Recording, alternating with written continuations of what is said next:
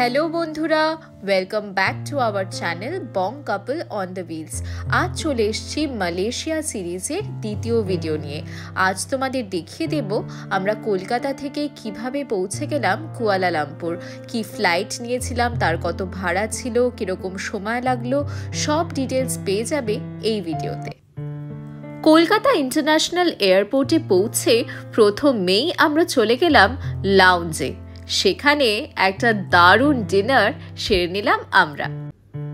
Kolkata international এয়ারপোর্টের এই lounge বেশ লাক্সারিয়াস, খাবার দাবারও বেশ ভালো। আমরা ওয়েব চেক ইন সেরে এসেছিলাম, তাই সময় বেশি লাগেনি। সিকিউরিটি চেক ইন আর ইমিগ্রেশন শেষ করে আমরা লাউঞ্জেই বেশ ঘন্টাখানিক সময় রিল্যাক্স করেছিলাম। তারপর ফ্লাইটের সময় কাছে আসতেই চড়ে পড়লাম এই বাসে। আমাদের ফ্লাইট ছিল এয়ার এশিয়ার ফ্লাইট। কলকাতা থেকে তোমরা অনেক এয়ার এশিয়ার ফ্লাইটের অপশন পেয়ে যাবে কুয়ালালামপুর ট্রাভেল করার জন্য। ভাড়া মোটামুটি 8 থেকে 10 হাজার টাকার মধ্যে থাকে। মনে রাখবে, এই চিপ ফ্লাইটসগুলোর মধ্যে শুধু কেবিন ব্যাগেজই অ্যালাউড থাকে। তোমরা যদি চেক ইন ব্যাগেজও অ্যাভেল করতে চাও তাহলে সেক্ষেত্রে আরও এক্সট্রা কিছু অ্যামাউন্ট পে করতে হবে। আমরা সেটা অ্যাভেল করিনি, তাই খুব খেয়াল করে যাতে 7 কেজির মধ্যেই আমাদের লাগেজ থাকে আমরা ওয়েট চেক করে তবেই ফ্লাইটটা অ্যাভেল করি।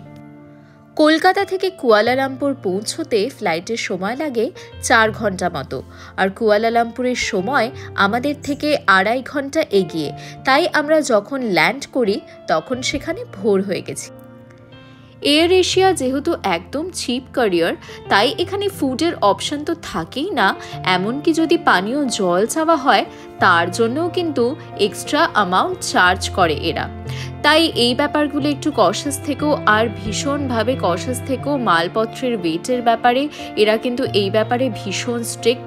7 কিলোর বেশি যাতে কোনোভাবেই তোমাদের হ্যান্ড লাগেজ না হয়। কুয়ালালামপুর এয়ারপোর্টে আমরা যখন পৌঁছই তখন সেখানে ভোর 6টা সাড়ে 6টা। কুয়ালালামপুর এয়ারপোর্টটা বিশাল বড় আর বেশ লাক্সারিয়াস। আমরা আমাদের সব রকম ফর্মালিটি সেরে নিলাম খুব তাড়াতাড়ি। আমরা এসে গেছি কুয়ালালামপুর এয়ারপোর্টে। এখানে সব রকম ফর্মালিটিস আমাদের শেষ। এবার আমরা রওনা দেব কুয়ালালামপুর সিটির দিকে। চলো বেরিয়ে পড়ি। এয়ারপোর্ট থেকে গ্র্যাব, মেট্রো, বাস সব রকমই সার্ভিসেস তোমরা অ্যাভেল করতে পারো মেইন সিটিতে পৌঁছানোর জন্য। কিন্তু এর মধ্যে সবথেকে সস্তায় পুষ্টিকর অপশন হচ্ছে বাসের অপশন। সেই জন্য আমরা বাস নিয়ে পৌঁছে গেলাম কুয়ালালামপুর সেন্ট্রালে। বাসের ভাড়া নিয়েছিল মোটামুটি 30 রিঙ্গিট করে পার পারসন। সেটা ইন্ডিয়ান রুপিজে ধরো 600 টাকা মতো হবে। প্রত্যেক 15 মিনিটেই এয়ারপোর্ট থেকে বাস ছাড়ে KL সেন্ট্রালের পথে, তাই তোমাদের খুব বেশি সময় ওয়েট করতেও হবে না। আমরা এখন বেরিয়ে পড়েছি এয়ারপোর্ট থেকে। সারা রাত ট্রাভেল করে আমরা বেশ টায়ার্ড, কিন্তু সিটিটা এসে বেশ ভালো লাগছে। এখানে এসে আবার এক্সাইটেড হয়ে গেছি। তো এয়ারপোর্ট থেকে আমাদের ডেস্টিনেশন এখন হচ্ছে KL সেন্ট্রাল। সেখানেই আমাদের হোটেল বুকিংস রয়েছে। এখান থেকে KL সেন্ট্রাল যাওয়ার 3 রকম অপশন তোমরা অ্যাভেল করতে পারো। এক হচ্ছে গ্র্যাব নিতে পারো, যেটা এখানের ক্যাব সার্ভিস, যেরকম আমাদের ইন্ডিয়াতে ওলা বা উবার, সেরকমই এখানে গ্র্যাব। সেকেন্ড হচ্ছে মেট্রো। কুয়ালালামপুর খুব ভালোভাবে মেট্রো দিয়ে কানেক্টেড, তো মেট্রো নেওয়া যায়। আর থার্ড অপশন যেটা আমরা নিয়েছি সেটা হচ্ছে বাস। বাস সার্ভিসেসও ভীষণ ভালো, খুব প্রম্পট, ফাস্ট।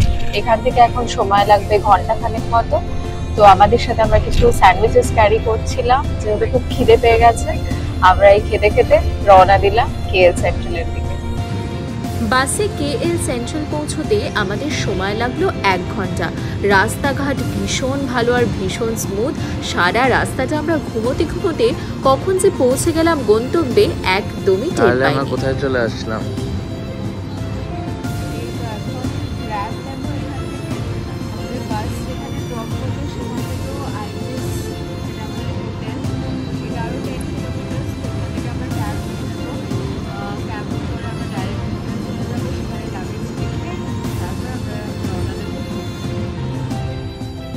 ফাইনালি হোটেলে পৌঁছে সেখানে লাগেজ রেখে আমরা বেরিয়ে পড়লাম কুয়ালালামপুর শহরটাকে এনজয় করতে।